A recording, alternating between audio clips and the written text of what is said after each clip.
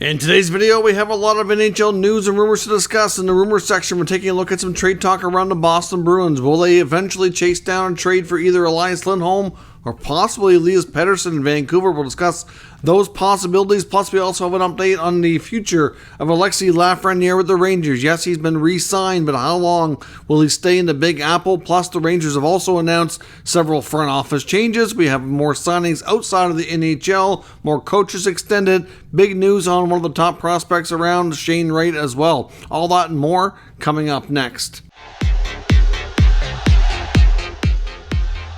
Welcome back to another video here at Top Shelf Hockey. As I mentioned, we actually have a lot of news to cover here today. Let's first get started with a few smaller news tidbits here. First up, Alex Galchenyuk. We've talked a lot about him here in the recent couple of weeks. Of course, signed an NHL contract, lost the NHL contract, got into legal trouble, ended up getting his sentence handed down, which is going to be basically upwards of 30 days in jail. I'm not sure when they're going to allow him to serve that, but he has signed a 2-year contract in the KHL to go play with SKA St. Petersburg. So, as we had suspected before, Galchenyuk obviously has part of his family is originally from Russia. We knew that he had Russian connections and likely could go over and play in the Russian league, and he is going to be doing so.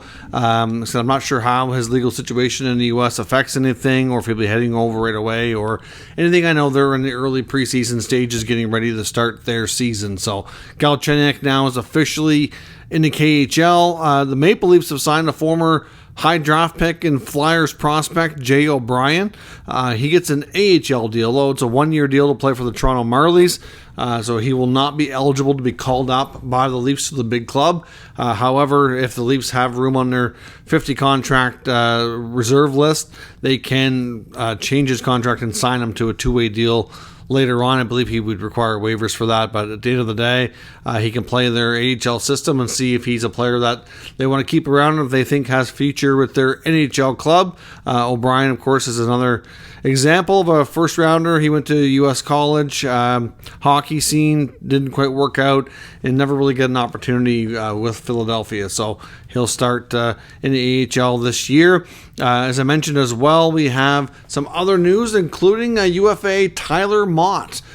He's changing agencies. Now, I wonder if this is the fact that he doesn't have a contract yet. Last year, he was a really late signing as well. He obviously ended up signing a 1-year deal with the Ottawa Senators, played in Ottawa last year, and then was dealt near the deadline.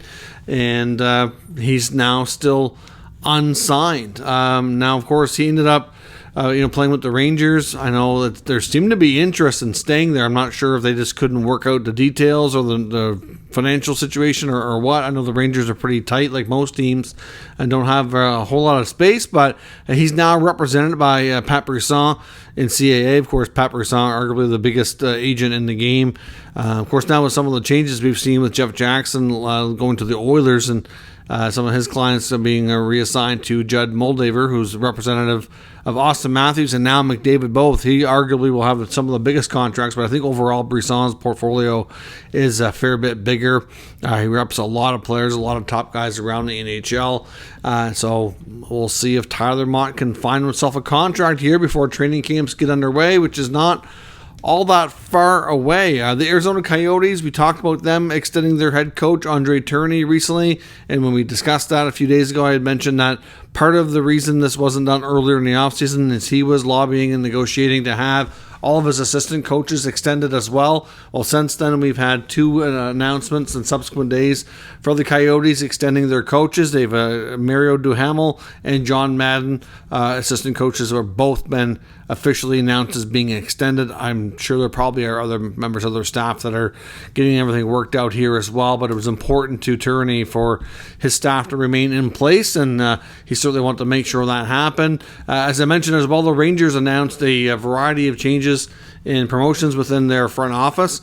They've promoted a former NHL player and been around in the executive world now for a while, but Ryan Clough, who hails from Newfoundland in Canada, played a long time with the Sharks, ended his career early due to concussions.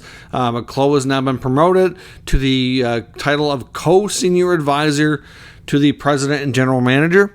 They've also hired a very prominent former female hockey player, U.S. Hockey Hall of Famer Angela Ruggiero, who is going to be given the title of Hockey Operations Advisor. So great to see her getting an opportunity. She would be a wealth of knowledge. Like I said, long-time high-profile player in the U.S.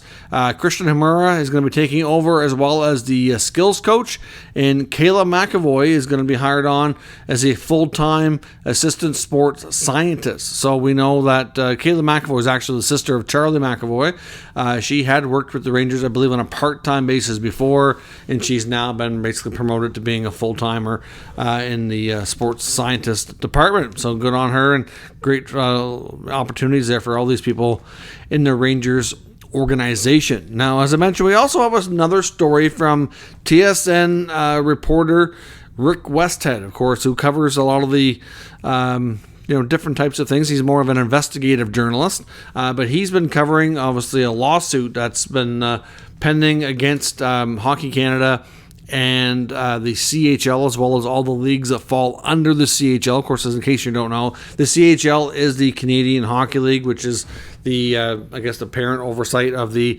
Canadian Junior League. So you have the Western Hockey League in Western Canada, the Ontario Hockey League in Ontario, and the Quebec Major Junior Hockey League, which covers teams across Quebec and Atlantic Canada. So there's 3 junior leagues across Canada, all under the CHL banner. So there is a pending lawsuit right now, which is some, I believe, former junior players. I don't know the full extent of the lawsuit, but essentially the whole premise behind it is to do with hazing, bullying, and different forms of abuse that were suffered within those leagues. And it has potential to be a really major deal here for them. The big news we got today on this update, though, is that Rick Westhead saying that insurance companies that would have coverage with Hockey Canada and the CHL are threatening to not cover them for damages that could come as a result of this lawsuit regarding the hazing, bullying, and abuse lawsuit that they're facing here. So the insurance companies that would have policies in place, they're basically lobbying the courts to let them off the hook. They're to cover you, but there's a lot of little things that can nullify policies or payouts. And obviously they're probably going to argue here that these are things that were possibly just negligence, I guess it would be the word, right? Oversight hereby not being dealt with properly within the league, so could get them off the hook. Now, if the court agrees with the insurance companies, and I would think there's a good chance that could happen, that's going to be a major issue, because if they agree with them, that means that if these leagues in Hockey Canada are found guilty and they're facing damages, they're not going to have the insurance to fall back on to pay or look after whatever they got to do. So where's that money going to come from? It could be a major problem. So we're going to have to see how this plays out. And certainly, again, a story we're following. This is indeed separate from the Canadian World Junior Championship issue with the 2018 club that's been under investigation for over a year, and that we're waiting on an announcement here because the police had reopened investigation. The NHL conducted their own investigation. We had heard back like a month ago that upwards of 5 players were going to be facing significant suspensions. We didn't know when the announcement was going to come, though, because probably looking to line everything up with from a lawsuit, or not lawsuit, but the legally, the police, maybe laying charges all at the same time. I don't know, because clearly this is going to be, like I said before, I don't think the NHL can really push, any kind of consequences on the players if they haven't been proven guilty of anything, right? So I don't know how this is all going to play out, but again, that is a separate issue. So of course that's facing, something Hockey Canada is still dealing with as well, and we still don't know. I sure hope before training camps open here in September, which is not far away. Now, as I mentioned as well, we also got some significant news on Shane Wright. Of course, Shane Wright's one of the top prospects outside the NHL. Projected first overall pick a couple seasons back, ended up going 4th to the Seattle Kraken.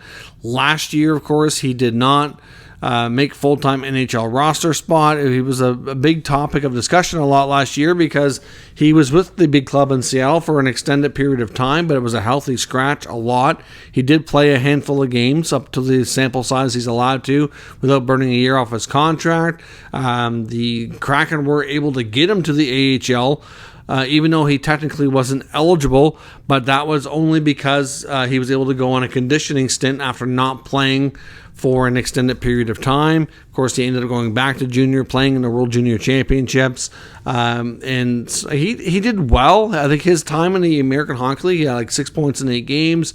His OHL season was, he didn't get a ton of games in, and he was injured for part of it as well. The World Juniors went well. But overall, he still wasn't as dominant as you would hope in the World Juniors and his time in the OHL. The team that he ended up getting traded to did not end up having the success. They went out early in the playoffs, and it just didn't really... it was a difficult year for Shane Wright, I'm sure. And I think it's fair to say that the entire season leading into his draft year that he lost and didn't go to Europe to play like some of his fellow prospects definitely impacted him for sure. Now, of course, the news we're getting today is there's news out of this comes from a Seattle-based podcast, Sound of Hockey, where the Twitter account's called NHL to Seattle, which is, I'm assuming they started the Twitter account back before the NHL ever went there, trying to, be the news source of getting a team there. Anyway, so John Barr is the operator's name, has a podcast, and was talking about how he's heard rumors that the Kraken may be able to have an exception, and we should hopefully know soon, for Shane Wright to be AHL eligible this year. Because technically, he's still 19 years of age. He can still play in the Canadian Junior League for another season, and with the rules the way they are, players have to play there as long as they're still eligible. If they can't, they can go to the NHL, but they can't go to the AHL. Now, the reason all around this, ultimately, a couple of things. One, Shane Wright was given exceptional status in the OHL, so he actually has more time played in the OHL, because part of the being eligible part is you have to, basically, if you've played 4 seasons in the OHL, then that would be part of what makes you eligible to move up and play in the AHL. Shane Wright is actually only 1 game short of having enough credit on its OHL time to have that. And it's only because last year, where he was late being sent back and missed a little bit of time with injury, he only got 24 games played in. You need 25 for it to be considered a full, count as a season towards your history there. But because Shane Wright was exceptional, he played a year earlier than most of his peers. So theoretically, he has 3 seasons in the books, and he has he's just 1 game shy of having the next one. So that's all he's missing to be eligible without any kind of exception is 1 game. And if he wouldn't have got hurt or got sent back sooner last year, he'd have that. So apparently Ron Francis and the Seattle Kraken are working with the CHL and AHL and trying to get an exception to have him be able to be AHL eligible. And their hope is to assign him out of training camp, assuming that they don't feel he's NHL ready after camp, right, and let him have a full season of development in the AHL. Maybe not a full season, but at least, a good chunk to start and see, because he did do well when he was there last year, and this could help him make up for the time he missed in the OHL when the pandemic hit. It's unfortunate news that, for him, that it's really kind of set him back. It's which I think is a big reason why teams that were picking ahead of Seattle were a little bit, reluctant to pick him.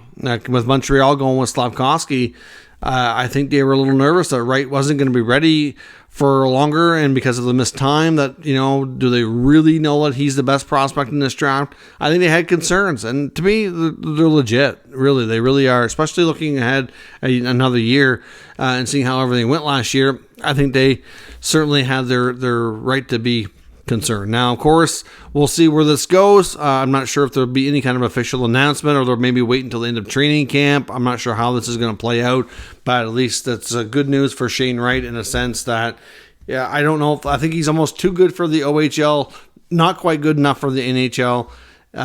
Probably a good AHL player, at least that's based on what we saw last year. I just think he needs to play. He needs to play a lot. He needs to play a big role. I honestly, if Seattle wants to keep him and give him another small sample size at the beginning of the year, they need to put him in a top 6 capacity and allow him a chance to succeed and do what he does best. If they don't want to do that, or they don't think that the team can really afford to take the chance, then he needs to go to the AHL, play hopefully top line minutes, and just try to be a stud down there and build himself up to being what they hope he'll become down the road. So we'll see, but that's still pretty significant news for him that he won't have to necessarily, at least if this exception comes through, go back to junior yet again. Being the 4th overall pick, being sent back to junior 2 years, certainly going to be tough on his ego, but at the same time, he's got to put in the work and be ready to be the best version of himself when he's able to get that NHL spot. Now, as I mentioned as well, we're going to talk now about another high-level prospect who's been in the NHL now for some time, so he's not a prospect any longer, but he was projected and did go first overall a few years ago, and that's Alexis Lafreniere, who just completed his entry-level contract and finally got his second contract sorted out with the New York Rangers, where they agreed on a 2-year deal, paying him $2.3 million. Of course, the latest 32 Thoughts podcast that just came out yesterday obviously covered a lot of news as well as some player interviews since they're over in Europe for the NHL media tour that they're doing. And they talked a lot about all the recent news since they don't have an episode out covering a lot of the recent stuff that's gone down since they've last obviously put out an episode here. And they talked about Lafreniere, talking about how the fact that things have not gone as planned for him. He hasn't really been able to really break out and be that player that they thought they were getting the number 1 pick, but at the same time hasn't been given a ton of opportunity in the top 6 power play, all those things that he hasn't been given yet. So essentially the general consensus from Elliotte Friedman, from what he's heard and what he knows, was that essentially they did this deal the way they did for a couple of reasons. One, it's fair based on looking at comparables. Secondly, if things don't go as well this year, like if they don't see some good steps forward, there's a real good chance he's going to be that they're going to be a lot more likely to consider a trade. I'm not saying he's going to be traded 100% certain. I'll never say that, but I just think the odds are going to creep up if things are not going as planned this year and we just are not seeing great progress. Teams are going to be swooping in, trying to see if they can prime away for cheap. At the end of the day, this contract will allow them, an acquiring team, to not have a huge AAV. There's not a lot of term. It'd be a low-risk pickup. So there's that aspect of things as well. Like I said, not to mention that it really is fair money, I think, and it didn't make sense for the Rangers to lock him up long-term anyway because he hasn't proven enough. It doesn't make sense for him, even if they offered him long-term, to take it, because he's still hoping to get a lot better and push his value up before he ever gets to that. So at the end of the day, even though Alexis Lafreniere has re-signed with the Rangers and is definitely going to start the year in the Big Apple, there's still a lot of uncertainty around his long-term future with the club. And if we don't see good progress this year, like I said, as the season goes along, there's going to be more and more likely that teams are going to come calling, and there's going to be more and more likelihood that the Rangers are going to seriously consider making a move. And that's why things are structured the way they are, so that they have some options. And I'm sure they could get a pretty good return on him, because teams will likely be very much interested in what he can do and see if they can't bring out what they saw of him in junior. Now, we also got some trade talk from Boston Hockey Now and writer Jimmy Murphy, looking at some options for the Boston Bruins, talking about how there's still some belief that the Bruins will likely attempt, to talk to the Calgary Flames. We've talked before about Elias Lindholm being a terrific top 6 replacement there in Boston, and if there's really anybody around the league that, based on his current contract and based on age and just how he plays, to me, I think he's the ideal guy that they could come, as close as possible to replacing Patrice Bergeron. Now, Bergeron's a special player. Like I said before, I don't think you can replace him, but this guy would be one of the closest things to it. So therefore, we know that the Flames are still very interested in keeping him, but they still are not getting any closer to getting a commitment from him. So essentially, what the Boston Hockey Now info from Jimmy Murphy is saying is that they're keeping an eye on things, and if they start the season in Calgary and they don't have him extended, expect the Bruins' interest to continuously pick up, and for them to be pushing to see if they can't figure out a way to get a deal done. Doesn't mean it's going to happen, as we've talked about before, as I think the fit is terrific. It makes a ton of sense for Boston to push for a player like him. The only problem is the Bruins have really leveraged a lot of their other deadline deals in the last couple of years, and they don't have a lot of assets they can move to make things happen. The belief around the league is if they were going to make a trade of that nature, that they would have to include a winger like Jake DeBrusk, who's now looking like a guy who can be a 30-goal scorer, making it not a decent amount of money, but not an outrageous amount. He's still in his younger years. Would be a very interested piece that teams like Calgary would certainly ask about if they get into any serious dialogue about a trading for a guy like Lindholm. So certainly, again, I think it's going to be very challenging for the Bruins to pull this off. The interest makes a ton of sense, and I can understand why they'll keep pushing. The article also goes on to say that if things don't work out for them to get Elias Lindholm, either he stays in Calgary or they just can't work out a trade, will they then turn their attention to Elias Pettersson in Vancouver? Now, this is going to be a little bit of a longer shot. As much as I like Elias Lindholm and think he'd be a great fit in Boston, really, Pettersson would be a great fit probably anywhere. He's an awesome player, and he's still young, and he's obviously got a real high-end talent. I don't know that he's hit his peak yet either. So, there's lots to like. I can say there's probably 31 teams that would be interested in acquiring the top Swedish center should he become available. And at this point, he's given us a lot of concern. Like I've talked about in the comments with some of these people as we talked about him a couple days ago when the interview with Elliot Friedman and Jeff Merrick first came out, or the snippets first came out. And I had a debate. Some people in the comments are saying, well, he's still an RFA. Like, what are we? Yes, he is. But you know who else was an RFA that forced their way out and landed a huge trade was Matthew Tkachuk. The RFA or UFA status means nothing. If Pettersson decides he does not want to be a Vancouver Canuck anymore, that's a major issue for the team, and it doesn't matter what his pending contract status is. It's just that simple. At the end of the day here, he's made it clear that he wants to see how things go this year. He's in no hurry to sign.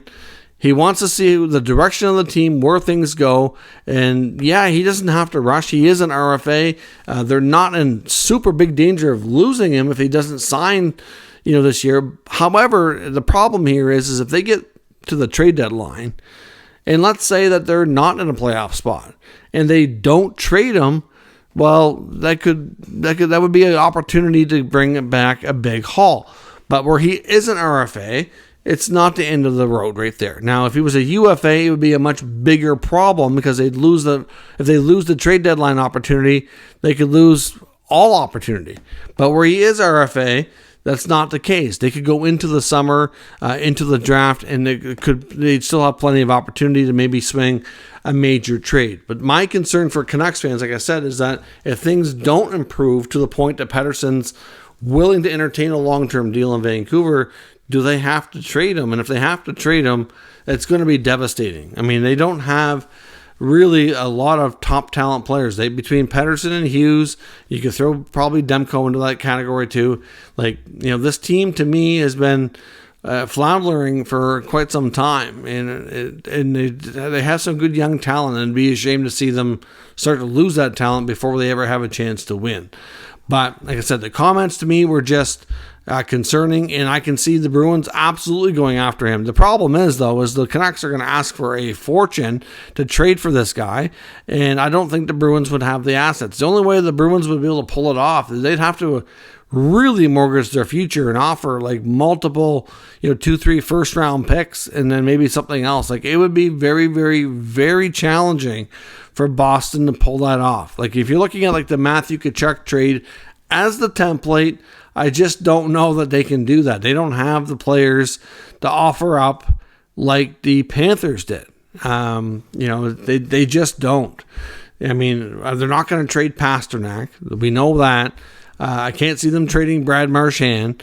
They're not going to they could maybe move Jake DeBrusk, but no offense to Jake DeBrusk, but I mean, he's not a 1-for-1 deal for Elias Pettersson. It's not even close. So, you're looking at it being very challenging. And from a cap perspective, it would also, again, be very challenging. So it makes a ton of sense that Boston would want one of these top centers, especially as, time goes on here. They need to find that. But it's going to be extremely, extremely challenging. I think the odds, honestly, that Lindholm has moved and totally signed is pretty good.